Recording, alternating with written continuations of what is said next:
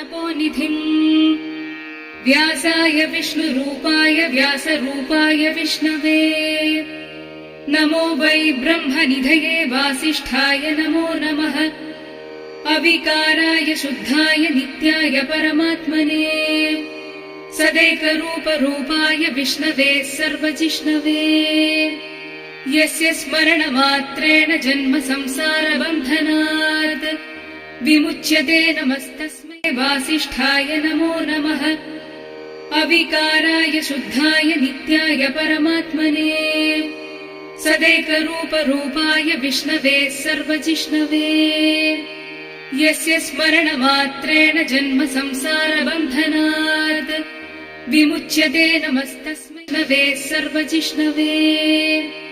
यस्य स्मरणमात्रेण जन्म संसारबन्धनात् विमुच्यते नमस्तस्मै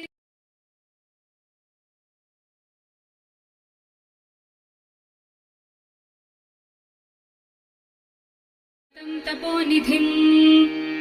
व्यासाय विष्णुरूपाय व्यासरूपाय विष्णवे नमो वै ब्रह्मनिधये वासिष्ठाय नमो नमः अविकाराय शुद्धाय नित्याय परमात्मने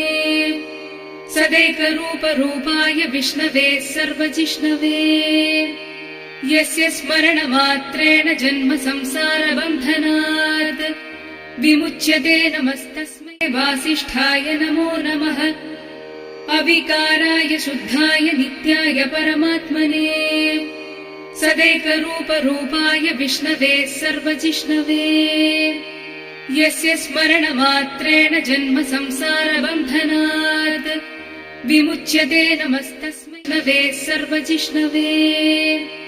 यस्य स्मरणमात्रेण जन्म संसारबन्धनात् विमुच्यते नमस्तस्मै